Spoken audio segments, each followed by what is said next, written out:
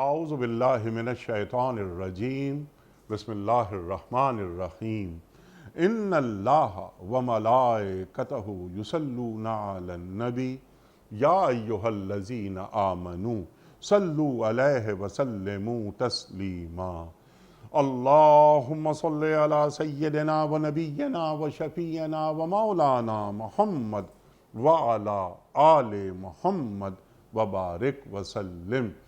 محترم خواتین و حضرات، السلام علیکم۔ پیام صبح کے ساتھ ایک بار پھر حاضر میں ہوں آپ کا میزبان انیق احمد۔ خواتین و حضرات، آپ اور ہم جانتے ہیں کہ قرآن کریم کے مختلف آیات پر ہم روزانہ بات کرواتے ہیں، اپنے عہد کے جید علماء سے سیکھتے ہیں ان سے کہ قرآن کریم کی یہ آیات ہمیں کیا پیغام دے رہی ہیں، ہمیں کیا درس دے رہی ہیں، ہمیں کون کون سی روشنی کس کس انداز میں قرآن کریم فراہم کرتا ہے۔ زمین والوں سے یہ اللہ تعالیٰ کا آخری کلام ہے۔ ہم بار بار اس پروگرام میں یہ جملہ دہراتے ہیں اور ہمیشہ ذہن انسانی کی امامت کرتا رہے گا تا قیامت۔ تو قرآن کریم کی کچھ آیات کو روزانہ ہم لیتے ہیں، اپنی گفتگو میں رکھتے ہیں، ہمارے معزز مہمان ہمیں بتاتے ہیں معنی، مفاہیم، تفاسیر اور جوڑتے ہیں قرآن کریم کی ان آیات کو لمحہ موجود سے، یعنی آج سے، آج کے انسان سے اللہ تعالیٰ کیا مخاطبت کرتا ہے، آج کے انسان کو کہاں دیکھنا چاہتا ہے، آج کے انسان کو کیسا دیکھنا چاہتا ہے۔ خواتین و حضرات، آج ہم سورہ شورى کی آیت نمبر 27 پر بات کروائیں گے اپنے ملک کے ایک جید عالم دین سے، اور ان سے یہ سیکھیں گے کہ اللہ تعالیٰ جب بیان فرما رہا ہے رزق کے حوالے سے، تو اللہ تعالیٰ کی رزق کے باب میں سنت کیا ہے، ہمارا فلسفہ رزق ہے کیا۔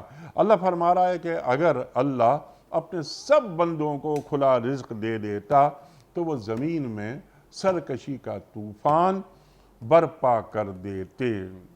اللہ کسی کو رزق دے کر آزماتا ہے، کسی سے رزق لے کر آزماتا ہے۔ یہ ناپ تول کے حساب سے جو رزق دیتا ہے اللہ، تو اللہ تعالیٰ اس بابت ہمیں کیا تعلیم کرتا ہے۔ ایک سوال ہم یہ بھی رکھیں گے اپنے معزز مہمان کی خدمت میں کہ کیا اللہ تعالیٰ کی رزق کے حوالے سے جو تقسیم ہے اس پر ہمیں اعتراض کرنے کا حق ہے؟ کیا ہم مجاز ہیں کہ ہم اعتراض کر لیں؟ خواتین و حضرات، اللہ تعالیٰ فرماتا ہے کہ اللہ تعالیٰ ایک حساب سے جتنا چاہتا ہے رزق نازل کرتا ہے، وہ اپنے بندوں سے باخبر ہے، ان پر نگاہ رکھتا ہے۔ خواتین و حضرات، رزق میں اضافہ کیسے ہوتا ہے؟ ہر شخص یہ چاہتا ہے کہ ہمارا رزق کشادہ ہو۔ وہ رزق صرف مال، دولت، کھانا، پینا، کیا یہیں تک محدود ہے، یا رزق کے فلسفے میں، معنی میں بڑی وسعت ہے؟ یہ سوال بھی ہم رکھیں گے۔ بہت سارے سوالات ہیں، سیکھیں گے محترم مفتی محمد نجیب صاحب سے۔ خواتین و حضرات، مفتی محمد نجیب صاحب جانا مانا نام، ہمارے ملک کا مشہور اور معروف نام، فارغ التحصیل دارالعلوم کراچی۔ ایک دنیا کو آپ نے قریب سے دیکھا، انٹرنیشنل کانفرنسز آپ اٹینڈ کرتے ہیں، آج کے مسائل زیر بحث آتے ہیں، ان کا حل قرآن و سنت کی روشنی میں آپ عطا فرماتے ہیں۔ خواتین و حضرات، سورہ شورى آیت نمبر 27 کی تلاوت سے آج کے پروگرام کا آغاز کرتے ہیں۔ اعوذ باللہ من الشیطان الرجیم بسم اللہ الرحمن الرحیم وَلَوْ بَسَطَ اللَّهُ الرِّزْقَ لِعِبَادِهِ لَبَغَوْا فِي الْأَرْضِ وَلَكِنْ يُنَزِّلُ بِقَدَرٍ مَا يَشَاءُ إِنَّهُ بِعِبَادِهِ خَبِيرٌ بصیر۔ صدق اللہ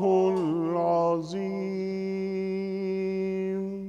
اگر اللہ اپنے سب بندوں کو کھلا رزق دے دیتا تو وہ زمین میں سرکشی کا طوفان برپا کر دیتے، مگر وہ ایک حساب سے جتنا چاہتا ہے نازل کرتا ہے، یقیناً وہ اپنے بندوں سے باخبر ہے اور ان پر نگاہ رکھتا ہے۔ محترم مفتی نجیب صاحب کی خدمت میں اس سے پہلے کہ ہم رکھیں آج کے پروگرام کے حوالے سے پہلا سوال، کل کے پوچھے گئے سوال کا درست جواب اور آج کا سوال آپ کی خدمت میں۔ کل کا سوال ہمارا یہ تھا کہ سرکار دو عالم صلی اللہ علیہ وآلہ وسلم کے آخری ایام میں آپ صلی اللہ علیہ وآلہ وسلم کی جگہ کس نے نماز پڑھائی؟ صحیح جواب امیر المومنین حضرت ابو بکر صدیق رضی اللہ تعالی عنہ نے۔ آج کا سوال نوٹ فرما لیجئے۔ حضرت موسیٰ علیہ السلام اللہ تعالیٰ سے کہاں ہم کلام ہوئے تھے؟ کوہ طور پر، غار حرا پر، یا جبل رحمت پر؟ جو درست جواب آپ سمجھتے ہوں روانہ فرمائیے۔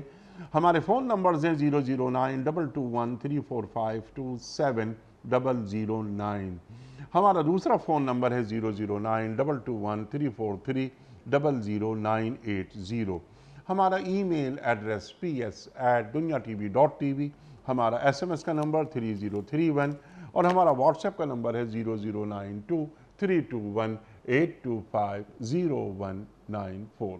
حضرت ارشاد فرمائیے۔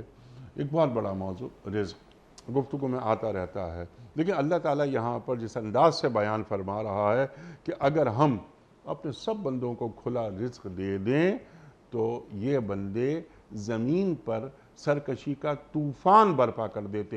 کیا رزق جب فراوانی کے ساتھ بندوں کو نصیب ہوتا ہے تو کیا وہ سرکشی پہ اتر آتا ہے؟ رزق کہتے کسے ہیں؟ ارشاد۔ بسم اللہ الرحمن الرحیم، نحمدہ ونصلی علی رسولہ الکریم۔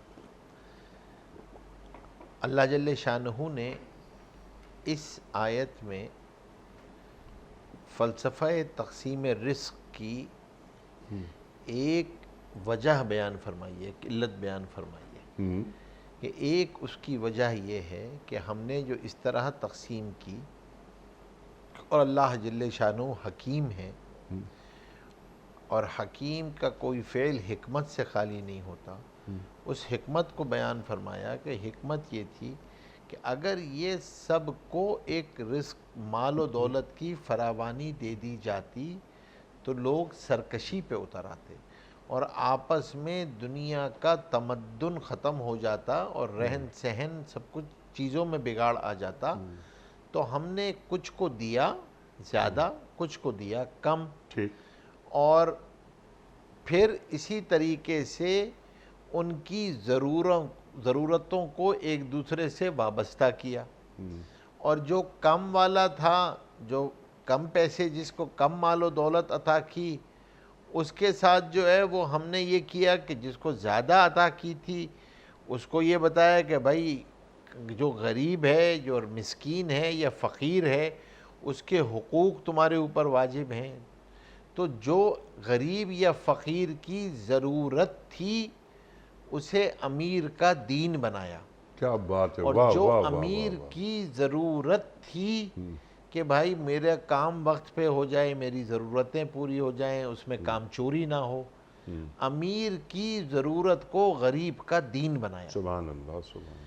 اسی لیے فرمایا کہ کمانے کا حکم نہیں دیا بلکہ حلال کمانے کا حکم دیا، اور کمائیوں کے اندر حلال کے اہتمام کی فکر تھی، اور اس یقین کے ساتھ کمانا کہ رزاق اللہ کی ذات ہے۔ سبحان اللہ۔ وَمَا مِن دَابَّةٍ فِي الْأَرْضِ إِلَّا عَلَى اللَّهِ رِزْقُهَا۔ سبحان اللہ۔ اللہ جل شانہ نے فرمایا تم کیا، کوئی جو چوپایا زمین پر ہے اس کو رزق تو ہم دے رہے ہیں، اس کی ضرورت کے بقدر دے رہے ہیں، اس کو زندہ رکھنے کے لیے دے رہے ہیں۔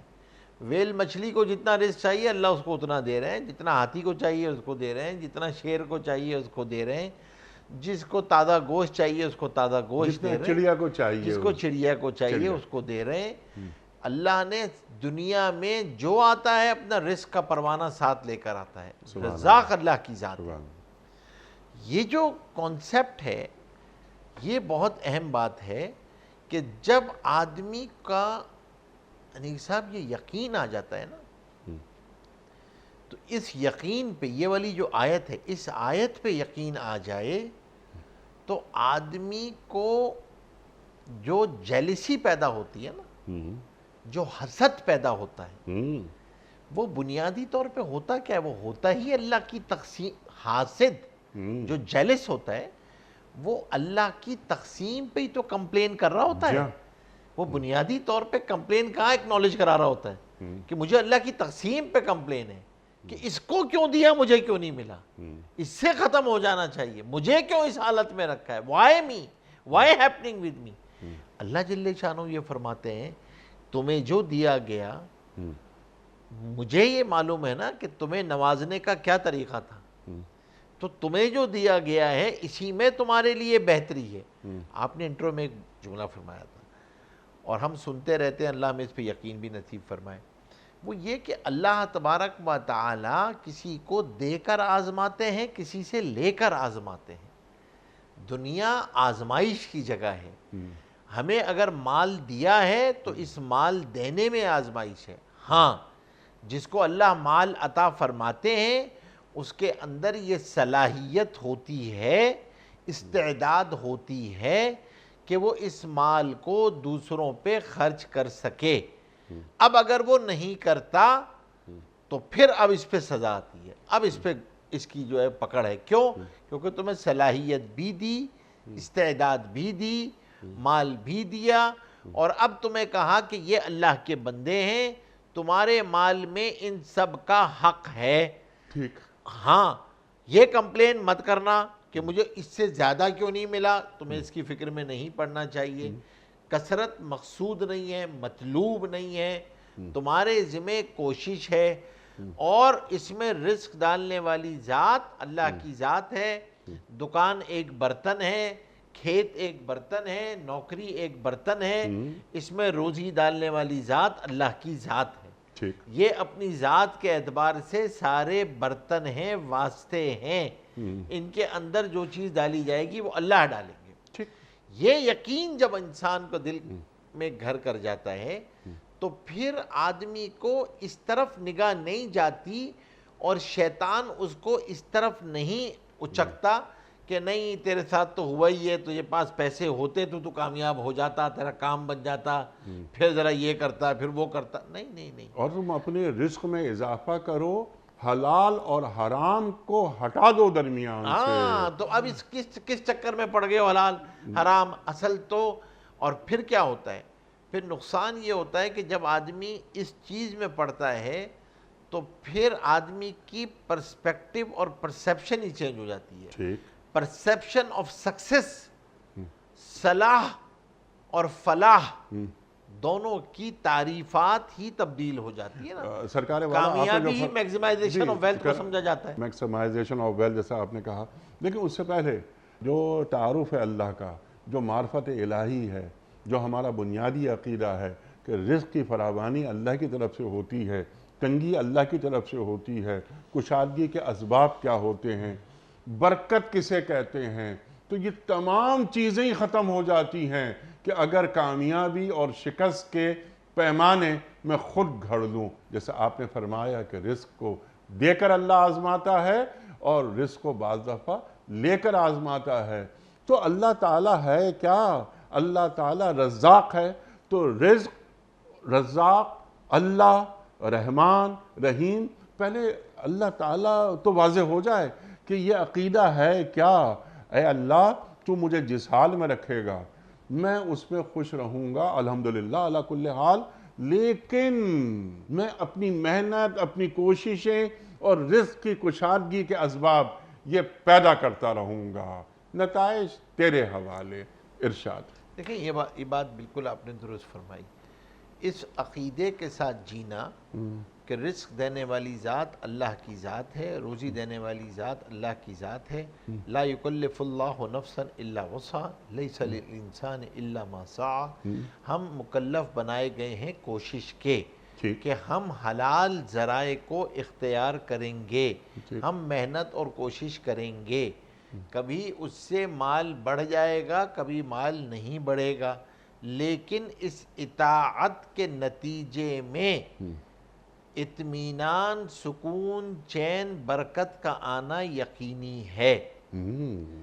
دیکھیں دو الگ الگ چیزیں۔ سبحان اللہ، سبحان اب اللہ۔ آپ جو ہے نا، ہم یہ سمجھتے ہیں محنت کی ناکامی یا کامیابی کا معیار مال کے حصول پر ہے۔ نہیں نہیں نہیں نہیں، محنت تو رزق کے لیے کی جاتی ہے۔ اب آئے اس سوال پہ جو آپ نے انٹرو میں کھڑا کیا تھا، اور وہ بہت اہم سوال ہے، وہیں سے غلط فہمیاں پیدا ہوتی ہیں کہ ہم یہ سمجھتے ہیں کہ پیسوں کا آ جانا رزق کی وسعت ہے، پیسوں کا کم ہو جانا رزق کی تنگی ہے۔ رزق کا تو اس سے کوئی، یعنی اگر کوئی آپ یوں ترجیحات میں نمبر لکھنا شروع کریں تو اس کا نمبر تو کہیں بہت کونے میں آئے گا، پیسے کا تو تعلق ہے ہی نہیں۔ اور اگر پیسے کا تعلق ہوتا اور یہی پسندیدگی کا معیار ہوتا تو اللہ نے سب سے زیادہ پسندیدہ بندوں کو سب سے زیادہ مال عطا فرماتے۔ سب سے زیادہ پسندیدہ تو انبیاء ہیں، انبیاء کرام علیہ السلام ہیں۔ اور ہمارا عقیدہ ہے کہ حضور پاک صلی اللہ علیہ وسلم کا فخر اختیاری تھا۔ حضور پاک صلی اللہ علیہ وسلم کو تو آفر کی گئی تھی، اور الفقر فخری، الفقر فخری، انہیں تو آفر کی گئی، آپ چاہتے ہیں تو احد پہاڑ کو سونے کا بنا دیں، آپ چاہتے تو پہاڑ آپ کے ساتھ چلے۔ انہوں نے تو اختیار کیا کہ نہیں، میں ایک وقت کھاؤں اور ایک وقت بھوکا رہوں۔ سبحان اللہ۔ اب صحابہ کرام رضی اللہ تعالی، تو اب ہمیں کیا چیز سمجھنی ہے کہ رزق نام ہے دل کے اطمینان کا، رزق نام ہے سہل اولاد کا، رزق نام ہے ماں باپ کی نعمت کے مل جانے کا، رزق نام ہے اچھی بیوی کا، رزق نام ہے آپ کو اچھی صحبت مل جائے، رزق نام ہے اللہ کی یاد کی توفیق ہو جائے، رزق نام ہے آپ کو علم نافع حاصل ہو جائے، رزق نام ہے کہ آپ کو عمل کی توفیق ہو جائے، رزق نام ہے کہ عمل کے اندر برکت کے اسباب پیدا ہو جائیں۔ یہ سب رزق ہے، صرف دو پیسے کا نام رزق نہیں ہے۔ اچھے دوست مل جائیں، اچھی صحبت میسر آ جائے، اچھے دوست مل جائیں جو آپ کو نیکی کی طرف بلانے والے ہوں، جو معاون ہوں، فیسیلیٹیٹر ہوں، آپ کو فیسیلیٹیٹ کریں اللہ سے تعلق بنانے میں، اور آپ کا ساتھ دیں اللہ سے دوستی میں، اور آپ کا ساتھ دیں کہ جب آپ شیطان کے خلاف کھڑے ہوں، گناہوں کے خلاف کھڑے ہوں، برے ماحول کے خلاف کھڑے ہوں، تو وہ دوست آپ کے ساتھ ہوں، آپ کی حوصلہ افزائی کرنے والے ہوں۔ یہ رزق ہے۔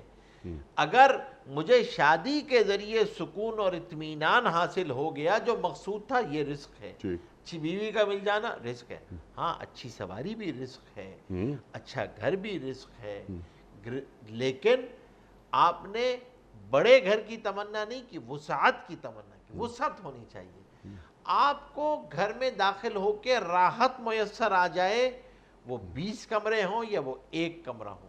اصل بات یہ ہے کہ گھر میں داخل ہوئے تو راحت اور سکون آیا یا نہیں آیا، اطمینان محسوس ہوا یا نہیں ہوا، یہ جو مقصود ہے۔ اصل میں ہم جب آدمی حلال ذرائع کو اختیار کرتا ہے، اللہ کے حکم کی اطاعت کرتا ہے اور رزق کی تلاش میں پھرتا ہے، تو اب آپ دیکھیے حدیث میں کیا آ رہا ہے، فرمایا حلال رزق کی تلاش میں نکلا، ناگواریاں آئیں، پریشانیاں آئیں، تکلیفات آئیں، ان کے نتیجے میں اللہ اس کے گناہ معاف کر رہا ہوتا سبحان ہے۔ اللہ، سبحان آپ اللہ، سوچیں گناہ معاف ہو رہے ہیں۔ حلال رزق میں جو پریشانیاں آ رہی ہیں، لوگوں کی سننی پڑ رہی ہیں، اور لوگ کہہ رہے ہیں جی کس چکر میں پڑ گئے بھائی، اب آپ جو ہے وہ مال بیچتے ہوئے پہلے عیب بیان کر رہے ہو، اور آپ جو ہے وہ لوگوں کی مصیبت زدوں کا خیال کر کے ریٹ کم کر رہے ہو۔ نہیں، یہ سب رزق میں برکت کا ذریعہ۔ رزق میں برکت کیسے آئے گی؟ رزق میں برکت آئے گی، تجارت میں برکت آئے گی جب میں مال بیچنے کے لیے قسمیں نہیں کھاؤں گا، جھوٹ نہیں بولوں گا، عیب نہیں چھپاؤں گا، لوگوں کی پریشانی کا، کمزوری کا فائدہ نہیں اٹھاؤں گا، اور میں اس بات کا خیال رکھوں گا کہ بھائی دوسرے خریدنے والے کی خیرخواہی پیش نظر ہوگی، مجھ سے کہیں اس کی زیادتی نہ ہو جائے۔ یہ سب چیزوں کا جب خیال رکھیں گا تو پھر اللہ اس رزق میں برکت عطا فرمائیں گے۔ سوال پیدا ہوا کہ بھائی برکت کا کیا مطلب ہے، برکت کا کیا مفہوم ہے؟ برکت نام ہے انیک بھائی کہ تھوڑے پیسے میں آپ کے کاموں کا ہو جانا، سبحان اللہ، آپ کی جو ضروریات تھیں وہ پوری ہو جائیں۔ سبحان اللہ، اور اب بھی یہی ہے، اللہ جل شانہ حلال روزی کے ذریعے آپ کی ضروریات پوری فرما دیتے ہیں۔ خواہشات تو آدمی پھنستا وہاں پر جا کر ہے کہ جب آدمی اپنی خواہشات کو ضروریات بنا دے، سبحان اللہ، یعنی آپ لگژریز کو نیسیسٹی بنا دیں، پھر تو اسکائی از دا لمٹ، پھر تو کوئی لمٹ ہی نہیں ہے، پھر تو کوئی چیز ہی نہیں ہے۔ اسی لیے فرمایا کہ دیکھو آدمی ماحول میں رہا کرے، ان غریب بستیوں میں بھی جایا کرو، غریبوں کے ساتھ بیٹھا کرو، تاکہ نعمت پہ شکر کی توفیق ہو اگر مال دیا ہے۔ اور غریبوں کو کہا، عجیب بات کہ اپنی حاجت کو چھپاؤ گے تو اللہ غیب سے حاجت پوری کر دے گا۔ سبحان اللہ، اب آپ دیکھیے نا، دونوں کو اللہ جل شانہ بتا رہے ہیں کہ مجھے پتا ہے امیروں سے 500 سال پہلے جنت میں جا رہے ہوگے، تم اس حساب کتاب کا چکر سے، مجھے پتا تھا تم کمزور ہو، تمہیں اس حساب کتاب کے چکر میں نہیں ڈالا کہ بھائی کیا حساب کتاب ہے۔ دیکھیں پریشانی جب آتی ہے وہ ہر ایک کے اعتبار سے مختلف طرح کی آزمائش ہوتی ہے، کوئی آفت آئی، کوئی پریشانی آئی، مال والوں کے لیے بھی آزمائش آ گئی کہ اب اللہ دیکھ رہے ہیں جو میں نے تمہیں مال دیا تھا دیکھو خرچ کرتے ہو یا نہیں کرتے ہو۔ اس بیچارے پہ پریشانی آ رہی ہے کہ اس پہ آفت آئی ہے۔ اب اللہ تبارک و تعالی، سوال یہ پیدا ہوا کہ اللہ نے کسی کو مال دیا، کسی کو مال نہیں دیا، تو اللہ جل شانہ کی حکمت کیا تھی؟ اللہ نے جواب دیا کہ بھائی اگر اس طرح مال دے دیا جاتا، کیونکہ مال کی یہ مزاج ہے، فطرت ہے، فیچرز میں ہے کہ جب یہ آتا ہے تو طبیعتوں میں میل آتا ہے، سرکشی آتی ہے، تکبر آتا ہے، بڑائی آتی ہے، آدمی اتراتا ہے۔ تو اگر سب کو ہی دے دیا جاتا جن کی استعداد بھی نہیں تھی تو پھر یہ مال ضائع ہو جاتا، اور یہ مال جو ہے وہ آپس میں لڑائی کا ذریعہ بنتا، سرکشی کا ذریعہ بنتا، اور دنیا میں فساد برپا ہو جاتا، اور جو لوگوں کی آپس میں ایک دوسرے کی معیشت کی ضروریات تھیں وہ پوری ہی نہیں ہو پاتی۔ تو اللہ تبارک و تعالیٰ نے اس کو بیلنس کیا۔ اس لیے اس چکر میں نہیں پڑنا چاہیے کہ سب کی تنخواہ، سب لوگ جو ہیں وہ برابر اسٹیٹس کو، یہ قیامت تک نہیں ہوگا، یہ اللہ کا نظام ہے، اسی طرح چلے گا۔ ہاں ہر ایک کو یہ دیکھنا ہوگا کہ اللہ نے مجھے جس حال میں رکھا ہے اس حال میں میری ذمہ داریاں کیا ہیں، ان کی کیا حدود ہیں، اپنی ذمہ داریوں کو اپنے تئیں پورا کرتے چلے جانا، دین اسی کا نام ہے، یہی عقیدہ ہے۔ اور پھر یہ عقیدہ کہ دکان مجھے نہیں پال رہی، میری نوکری مجھے نہیں پال رہی، اللہ جل شانہ رزاق ہیں، رازق اللہ کی ذات ہے، اللہ تبارک و تعالیٰ کی طرف سے روزی آ رہی ہے، اللہ جل شانہ، یہ سب کے سب واسطے ہیں، دکان واسطہ ہے، نوکری واسطہ ہے، لیکن میں نے کوشش جاری رکھنی ہے، محنت کے ساتھ کوشش جاری رکھنی ہے، اپنا میں نے کام کرنا ہے، اپنے پروسیس کو پورا کرنا ہے۔ ریزلٹس اللہ کبھی مال کی صورت میں دیں گے، کبھی اللہ جل شانہ اس رزق کی دوسری صورتیں مجھے عطا فرمائیں گے۔ کوشش کے نتیجے میں رزق تمہیں ضرور ملے گا، اس کی صورتیں مختلف ہوں گی، ہر وقت 2 پیسے کا آنا ضروری نہیں ہے۔ اور جب تم دوسروں پہ خرچ کرنا شروع کر دو گے تو اللہ اس میں اضافہ شروع کر دے گا، رشتہ داروں پہ خرچ کرو گے اللہ مال کو بڑھا دے گا، غریبوں پہ خرچ کرو گے اللہ مال کو بڑھا دے گا، دوسروں پہ خرچ کر رہے ہوگے، صدقات کا اہتمام کرو گے اللہ آفتوں سے محفوظ رکھے گا، مال تمہارا آفتوں سے پریشانیوں سے محفوظ رہے گا، اس کا حق ادا کرتے رہو گے زکوٰۃ کی صورت میں تو یہ مال پاک رہے گا، مال کے میل سے تم محفوظ رہو گے۔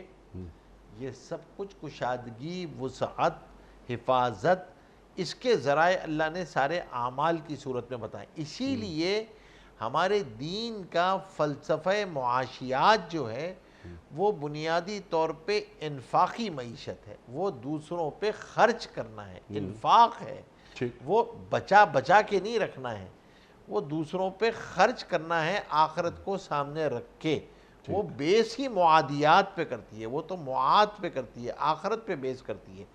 اسی لیے اس فلسفے کے اندر حرص اور حسد جمع نہیں ہو سکتے. اسی لیے حرص اور حسد کو اتنے بڑے مفاسد بتایا ہے، اتنا بڑا کبیرہ گناہ بتایا ہے کہ بھائی وہ حسد اگر پیدا ہو جائے تو وہ اعمال کو اس طرح کھا جاتا ہے جیسے آگ لکڑیوں کو کھا جاتی ہے. کیوں؟ کیونکہ اس کی اگر آپ اس کو پروموٹ کرتے رہیں گے، حسد کو، حرص کو، گریڈ کو، تو پھر کیا ہوگا؟ پھر تو نقصان ہوگا. آپ اپنا اعمال کو بھی ضائع کرو گے، اس آگ میں خود بھی جل جاؤ گے، عمل بھی ضائع، اور معاشرے کے اندر بھی فساد برپا ہوگا. معاشرے کے اندر بھی فساد برپا ہوگا. تو اللہ جل شانہ نے فلسفہ تقسیم رزق کی حکمت اس آیت میں بیان فرمائی. سبحان اللہ، سبحان اللہ. یہ فلسفہ اور اس کی حکمت اور رزق کی فراہمی کا اختیار کس کے پاس ہے، یہ بالکل واضح آپ نے بات فرما دی. میرے 2-3 بنیادی سوالات ہیں سمپل سے، تاکہ اس بات کو سمجھنا مزید آسان ہو جائے. اللہ یہاں مخاطبت صرف مسلمانوں سے نہیں کر رہا، اپنے بندوں سے کر رہا ہے. تو اگر ہم اپنے بندوں کو لامحدود رزق دے دیتے تو یہ زمین میں سرکش ہو جاتے. ہم یہ بھی دیکھتے ہیں کہ بندے بہت زیادہ جن کے پاس فراخی ہے، جن کے پاس وسعت ہے، فراوانی ہے رزق کی، تو ان میں سرکشی نہیں دیکھی ہم نے. بہت سی ریاستوں میں بھی بے پناہ رزق ہے ان کے پاس، ہر لحاظ سے. وہ مال کے حوالے سے، علم کے حوالے سے، دوستوں کے حوالے سے. آپ نے جتنی باتیں فرمائیں، ان تمام جو فارمولاز ہیں، ان کو ہم اپلائی کرتے ہیں تو معلوم یہ ہوتا ہے کہ جناب فراوانی ان کے پاس رزقی ہے. لیکن وہ سرکش نہیں ہوئے، وہ باغی نہیں ہوئے. ذرا اس بات کو کھول دیجئے گا.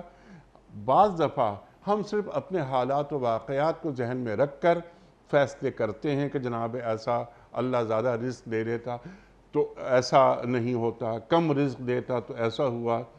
ہمارے اپنے معاشروں میں بھی آپ ہم سے زیادہ جانتے ہیں کہ جو ارب پتی لوگ ہیں، خشیت خداوندی ان کے اندر بہت زیادہ موجود ہوتی ہے، اور وہ بالکل سرکش نہیں ہوئے.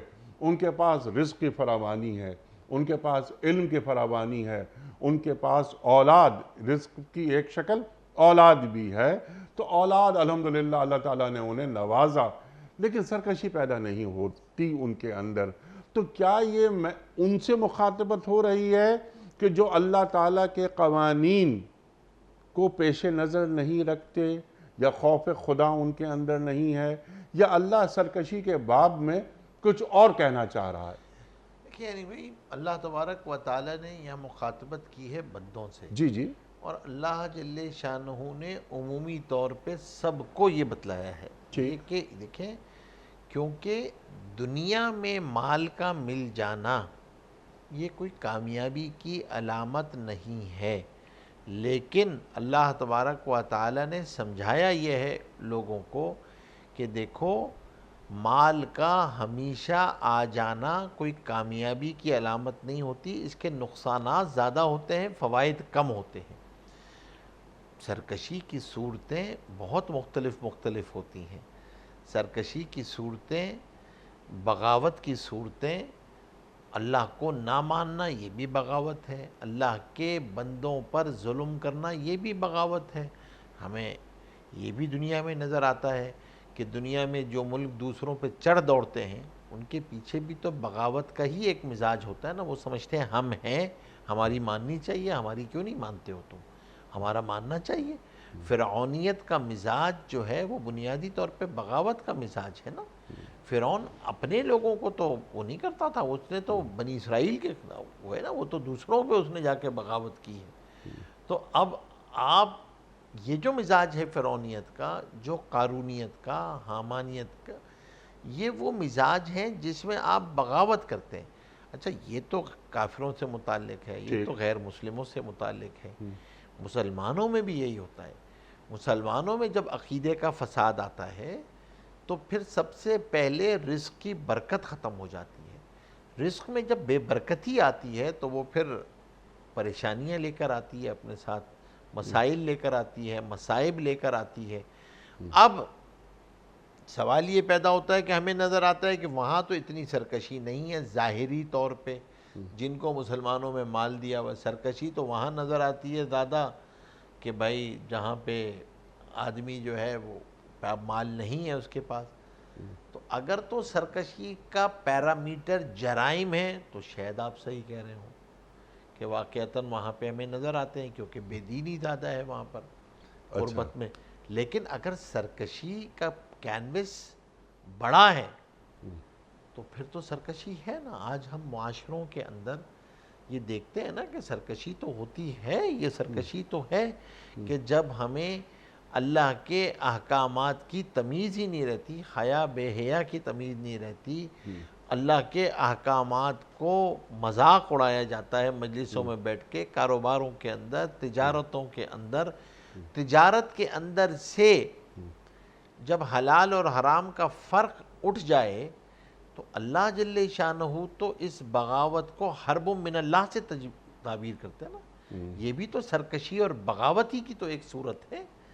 جب آپ اللہ جل اور پھر بغاوت کب وہ پکی بغاوت بن جاتی ہے جب آپ اس کی جسٹیفیکیشن دینے لگتے ہیں، جب آپ اس کو جسٹیفائی کرنے لگتے ہیں، جب آپ اس کے دلائل دینے لگتے ہیں. اگر یہ بغاوت نہیں ہے تو پھر بغاوت کس چیز کا نام ہے؟ ٹھیک ہے. یہ سرکشی نہیں ہے تو سرکشی کس چیز کا نام ہے؟ ٹھیک ہے، یعنی اللہ کے بتائے ہوئے احکام اور قوانین کو نہ ماننا یہ سرکشی کی ایک علامت ہے، چہ جائے کہ کتنا ہی مال اسباب پیدا ہو جائے. اچھا ایک سوال مفتی صاحب اور ایک اور چیز، جی دوسری چیز یہ کہ اس کے ساتھ آپ اللہ کی اتھارٹی کو چیلنج کرنے لگے. ٹھیک یہ بغاوت کی جو شکل ہے نا یہ اللہ کو پسند نہیں ٹھیک ہے. وہی کہ اللہ کے احکامات کو نہ ماننا وہ چیلنج ہو گیا اللہ کے اتھارٹی کو، کہ انسانی ذہن نے کچھ سسٹم اپنی سہولت کے لیے بنا لیے اور اللہ کا دیا ہوا نظام اس سے روگردانی کر لی. ٹھیک، یہ بھی ایک بغاوت ہے، یہ سرکشی ہے. اچھا یہاں پر اللہ تعالیٰ جو فرما رہا ہے، اگلا سوال سیکھنے کے لیے آپ سے، وہ یہ کہ اگر اللہ سب بندوں کو کھلا رزق دے دیتا تو وہ سرکشی پر اتر آتے. بعض دفعہ ہم نے یہ دیکھا ہے کہ مفلسی بھی سرکشی کی طرف لے جاتی ہے. تو یہاں اللہ تو صرف مال دے رہا ہے بے تحاشا، اللہ تعالیٰ فرماتا ہے کہ نہیں، میری آپ نے شروع میں بات فرمائی تھی حکمت، اللہ تعالیٰ کو یہ کائنات چلانی بھی ہے تو اس کا جو حکیمانہ نظام ہے وہ اسے معلوم ہے کسے کم دینا ہے کسے زیادہ دینا ہے. یہاں اللہ تعالیٰ کھلے رزق کی بات کر رہا ہے. لیکن آپ نے بھی دیکھا، ہم نے بھی دیکھا کہ بعض اوقات ایسا ہوتا ہے کہ غربت ہے، مفلسی ہے، وہ انسان کو اللہ سے بغاوت کی طرف لے جاتی ہے. کاد الفقر ان یکون کفرا. اللہ اکبر، اللہ اکبر. ارشاد. دیکھیں آپ کی بات بالکل درست ہے، اسی لیے اس سے تو پناہ مانگی گئی ہے کہ اس مفلسی سے جو آپ کو جو ہے وہ کفر کی طرف لے جائے. لیکن اصل بات جو قرآن کریم یا فلسفہ بیان کر رہا ہے یہ اس کا انکار نہیں کر رہا. اس کے لیے تو قرآن کریم نے جتنی اس دین نے، آپ سوچیں نا قرآن کریم کا مزاج دیکھیں، دین کا مزاج دیکھیں، انفاق کا مزاج دیکھیں کہ خرچ کرنے کو بھی عبادت بتایا اور اگر کوئی غلطی ہو جائے تو اس کے ازالے کی صورت بھی انفاق ہی بتائی. ٹھیک، لوگوں پہ ہی خرچ کرنا بتایا، اپنے اوپر نہیں. حج میں غلطی ہو جائے تو دم دے رہے ہوگے تم، یہاں پہ کوئی غلطی ہو جائے تو یہ کر لو، قسم کھا لو، قسم کھا کے غلطی ہو گئی تو کفارہ. کیا کرو؟ لوگوں کو کھلاؤ، لوگوں کو کھلاؤ، لوگوں کو کھلاؤ، لوگوں میں مال. تو اب آپ کو کیا بتایا جا رہا ہے کہ اس کے اندر دین کا جو عمومی مزاج ہے وہ یہ ہے کہ بھئی اس سے تو بچنا ہے، اس درجے بھی فقر نہ ہو. کہ اس لیے فرمایا کہ بھئی اتنا مال تو چھوڑ کے جاؤ کہ تمہاری اولاد کسی کے سامنے ہاتھ نہ پھیلائے. ٹھیک. لیکن کیا چیز فرمائیے، سرکشی کی تعبیر کیا ہے یہاں پہ کہ وہ مال دیا جاتا تو وہ پھر حلال حرام کی فکر نہیں کرتے اور اسراف اور تبذیر میں مبتلا ہو جاتے. فضول خرچی، تبذیر کسے کہتے ہیں؟ تبذیر بے محل خرچ کرنا اور اپنے پیسوں کو اڑانا. وہ پیسوں کو اڑاتے ہیں تو ہم دیکھتے ہیں، ظاہر سی بات ہے بغیر محنت کے اور بغیر اس کے جب کوئی پیسے آیا کرتے ہیں تو وہ پیسے اڑا کرتے ہیں، ان کی اولادیں اسی طرح پیسوں کو اڑاتی ہیں، وہ تبذیر اور اسراف میں مبتلا ہوتی ہیں، اتراتی ہیں، فخر کرتی ہیں، اترانے میں جاتی ہیں، سرکشی میں جاتی ہیں، تو یہ نقصان تو ہوتا ہے۔ تو دو ایکسٹریمز ہیں بالکل۔ اللہ تبارک و تعالی نے تو اعتدال کا حکم فرمایا نا، اس ایکسٹریم سے بھی منع فرمایا ہے کہ پناہ مانگو مفلسی سے، فقر سے، ایسے فقر سے پناہ مانگو کہ جو انسان کو خدا نخواستہ کفر کی طرف لے جائے۔ اپنی اولاد کو اس حال میں چھوڑ کے مت جاؤ کہ کسی کے سامنے ہاتھ پھیلانے والی ہو، وہ ان کے لیے اتنا مال۔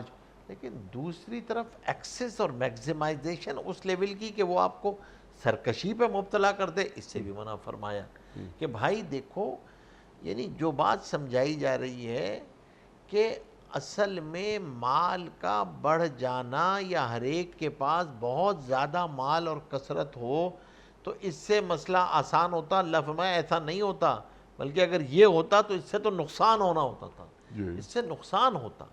تو آپ کے سوال کا جواب یہ ہے کہ آپ نے بالکل صحیح فرمایا، اس ایکسٹریم سے بھی پناہ مانگی گئی ہے، اور اس ایکسٹریم کو بھی ایلیمینیٹ کرنے کا حکم دیا گیا ہے کہ بھئی کوشش کرو کہ میٹیگیٹ کرو، ان کو جو ہے وہ زکوٰۃ ان کے اوپر خرچ کرو، صدقات ان کے اوپر خرچ کرو، ایسے لوگ ان کو اس کلیمٹی سے باہر نکالو، ان کو اس اسٹیج سے باہر نکال کے لاؤ کہ وہ خود کمانے والے بن جائیں، اور ایسی محنت کوشش کرو کہ زکوٰۃ لینے والا زکوٰۃ دینے والا بن جائے، اور وہ پروڈکٹیو ایفرٹ وہ تو ریکوائرڈ ہے، اس میں تو کوئی شک ہے ہی نہیں۔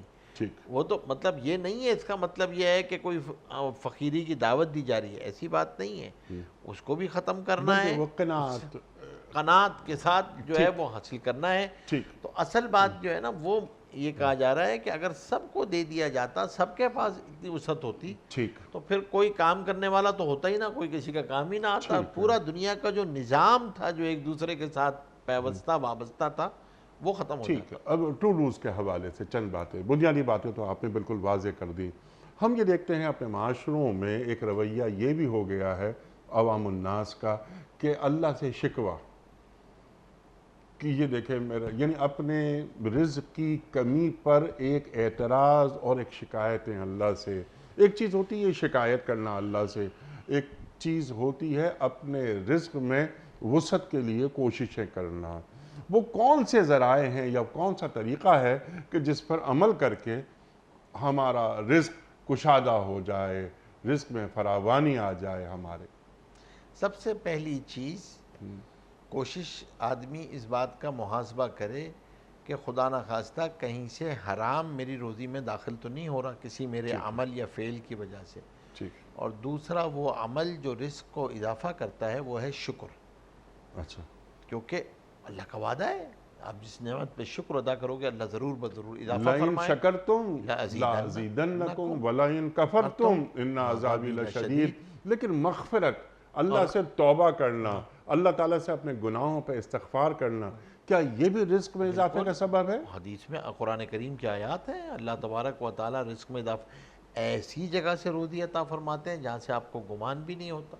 اسی طریقے سے اللہ جل شانہ پہ بھروسہ کرنا، اپنی محنت پہ یقین نہیں کرنا، پوری جان لگا کے بھی نگاہ اللہ کی طرف ہو، اللہ تو ہی کرے گا، اس کا نام توکل ہے۔ اس توکل اس طرح اختیار کرنا، دیکھیں اسباب کو اختیار نہ کرنا جہالت ہے، اسباب کو اختیار کر کے ان پہ یقین کرنا شرک ہے، اسباب کو اختیار کر کے یقین اللہ کی ذات علی پہ کرنا اس کا نام توکل ہے۔ وَمَن يَتَوَكَّلْ عَلَى اللَّهِ فَهُوَ حَسْبُهُ، جو اللہ پہ توکل کرتا ہے اللہ اس کے لیے کافی ہو جاتے ہیں۔ جو اللہ پہ بھروسہ کرتا ہے، جیسے اس پہ بھروسہ کرنے کا حق ہے، تو اللہ ایسے پالتے ہیں جیسے اللہ پرندوں کو پالتے ہیں، تغدو خماسا وتروح بطانا، خالی پیٹ گھروں سے نکلتے ہیں، بھرے پیٹ واپس آتے ہیں۔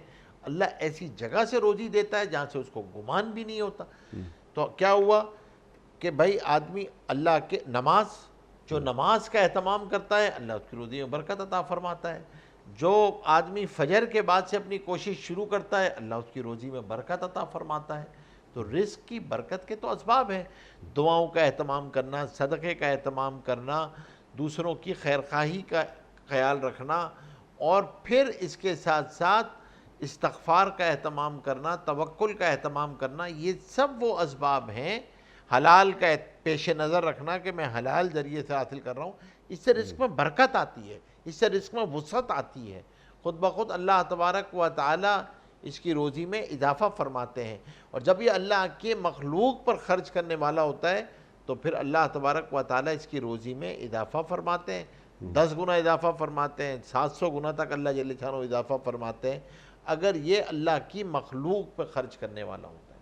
تو انفاق جو ہے نا وہ بڑی اہم بات ہے، تو ہمیں اس بات کا لحاظ رکھنا چاہیے کہ ان اسباب کو پیش نظر رکھیں جو برکت اور وسعت کے اسباب حضور پاک صلی اللہ علیہ وسلم نے بتائے۔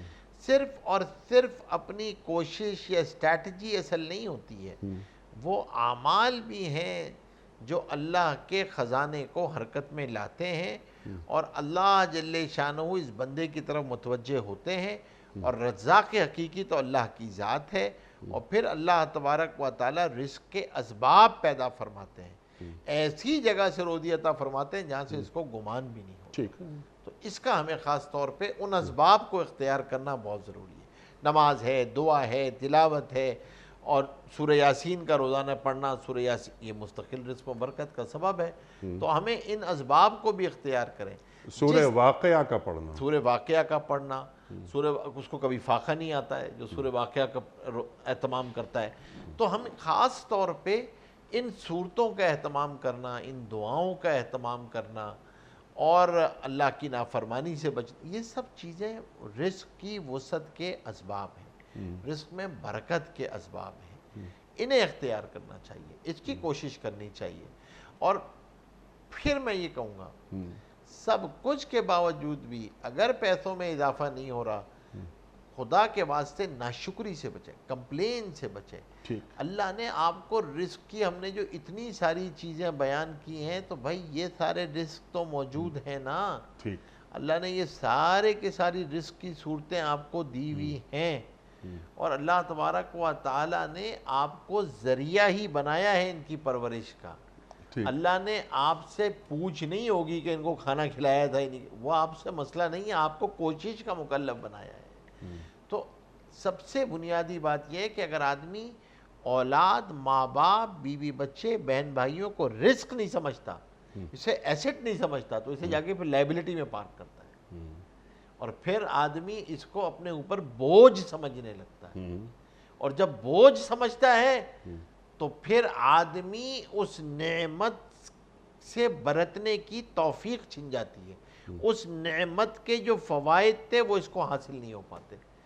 جو اولاد سے دل میں ٹھنڈک پہنچنی چاہیے تھی، جو بیوی بچوں سے سکون آنا چاہیے تھا، جو ماں باپ کی خدمت سے روزی میں برکت آنی چاہیے تھی، جو بہن بھائیوں پہ خرچ کرنے سے مال میں اضافہ ہونا چاہیے تھا، ان سب سے محروم ہو جاتا ہے، ان سب سے محروم ہو جاتا ہے، اور اس کو یہ اندازہ ہی نہیں ہوتا کہ یہ اصل میں کس وجہ سے ہوا، یہ ساری اس بدعملی کی وجہ سے کا نتیجہ ہوتا ہے۔ سبحان اللہ، سبحان اللہ۔ تو ہمیں اس کا خیال کرنا چاہیے۔ جی، اور ایک بندہ اپنے رزق میں اضافہ کرنا چاہتا ہے تو اسے چاہیے کہ وہ صلہ رحمی شروع کر دے، صلہ رحمی کا اہتمام کرے، رشتہ داروں پہ خرچ کرے، اللہ مال میں اضافہ فرما دے، اور اپنے رزق میں انہیں بھی شریک کرے۔ بالکل۔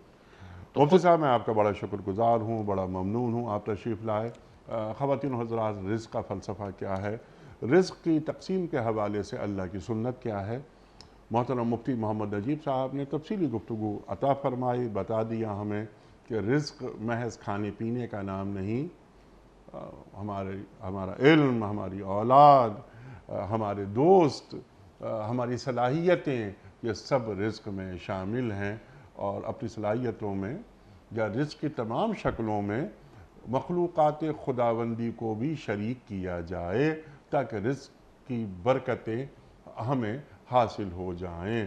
اور جو آخری بات فرمائی کہ صلہ رحمی، اگر رزق میں اضافہ مقصود ہو انسان کو تو رشتہ داروں کا ضرور خیال رکھے، ان کی مدد کرے، اور مفتی صاحب نے تو بات کی تھی کہ تمام انسانیت کا خیال رکھے۔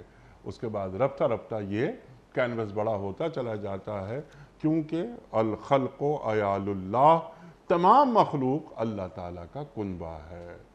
جب ہم اللہ کے کنبے کا خیال رکھتے ہیں تو اللہ بڑا خوش ہوتا ہے، بالکل اسی طرح کہ جس طرح ہمارے کنبے کا کوئی خیال رکھے تو ہمیں کتنی خوشی ہوتی ہے۔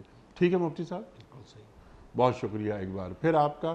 خواتین و حضرات، کوئز کل کا سوال ہمارا یہ تھا کہ سرکار دو عالم صلی اللہ علیہ وآلہ وسلم کے آخری ایام میں آپ صلی اللہ علیہ وآلہ وسلم کی جگہ کس نے نماز پڑھائی؟ درست جواب امیر المومنین حضرت ابو بکر صدیق رضی اللہ تعالی عنہ نے۔ آج کا سوال نوٹ فرما لیجئے، حضرت موسیٰ علیہ السلام اللہ تعالیٰ سے کہاں ہم کلام ہوئے تھے؟ کوہ طور پر، غار حرا پر، یا جبل رحمت پر؟ جو درست جواب آپ سمجھتے ہوں روانہ فرمائیے۔ ہمارے فون نمبرز ہیں 0092213452709۔ ہمارا دوسرا فون نمبر ہے 0092234300980۔ ہمارا ای میل ایڈریس ps@dunyatv.tv، ہمارا SMS کا نمبر 3031 اور ہمارا واٹس ایپ کا نمبر ہے 0092321825019۔ وقت قرآن اندازی کا محترم مفتی محمد نجیب صاحب ایک پرچی نکال کر اعلان فرمائیں گے آج کے ونر کے نام کا، اور آج کے ونر ہیں محترم زرین تقی کراچی سے۔ اچھا، محترمہ زرین تقی صاحبہ کراچی سے۔ آپ کی خدمت میں دنیا ٹی وی کی جانب سے دینی کتب پر مشتمل گفٹ ہیمپر آپ کے گھر روانہ کیا جا رہا ہے بذریعہ کوریئر۔ آپ کو بہت بہت مبارک ہو۔ پیام صبح کا اختتام ہوتا ہے روزانہ ایک قول پر، اور وہ قول ہوتا ہے صاحب نہج البلاغہ امیر المومنین حضرت علی مرتضیٰ کرم اللہ وجہہ کا۔ آپ فرماتے ہیں کہ پیٹھ پیچھے برائی کرنا کمزور کی آخری کوشش ہوتی ہے۔ پیٹھ پیچھے برائی کرنا کمزور کی آخری کوشش ہوتی ہے۔ سبحان اللہ، سبحان اللہ۔ اپنے میزبان انیق احمد کو کل تک کے لیے اجازت دیجیے۔ خدا حافظ۔